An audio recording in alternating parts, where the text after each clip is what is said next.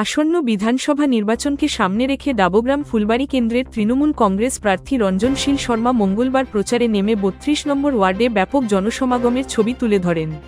প্রচার চলাকালীন তিনি দাবি করেন, এ বছরের নির্বাচনে এই কেন্দ্র থেকে তৃণমূল কংগ্রেসই জয়লাভ করবে।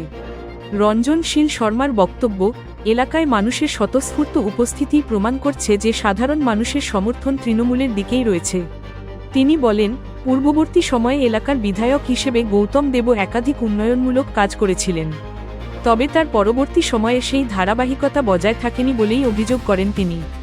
বর্তমান পরিস্থিতিতে উন্নয়নের অভাব নিয়ে মানুষের মধ্যে ক্ষোভ তৈরি হয়েছে বলেও দাবি করেন তৃণমূল প্রার্থী। তার মতে, সেই কারণেই এবার মানুষ পরিবর্তনের পক্ষে মত দিচ্ছেন এবং তৃণমূল কংগ্রেসের উপর আস্থা রাখছেন। এছাড়াও নিজের রাজনৈতিক অভিজ্ঞতার কথাও তুলে ধরেন রঞ্জনশীল শর্মা। তিনি জানান, একাধিকবার কাউন্সিলর হিসেবে নির্বাচিত হওয়া তার কাজের স্বীকৃতি এবং সেই অভিজ্ঞতাই তাকে আরও শক্তিশালী করে তুলেছে।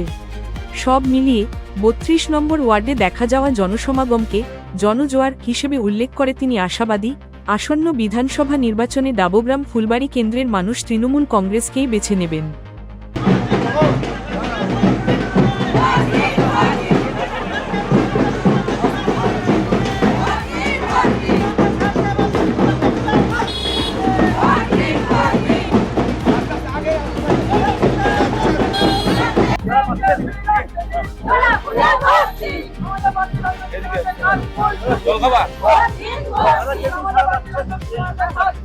সারা আপনারা দেখতেই পাচ্ছেন, প্রতিটি জায়গায় সকাল ও প্রখর রোদে মানুষ বেরিয়ে এসেছিল 40 নম্বর ওয়ার্ডে। আজকেও প্রখর রোদ্দুর পর আবার 32-এ শুরু করা। জনস্রোত প্রমাণ করে দেয় যে কাজ না করলে কেউই দ্বিতীয়বার আর জিতে আসতে পারে না। আমি প্রমাণিত সত্য, আমি চারবার ফিরে এসেছি সংসদীয় রাজনীতিতে।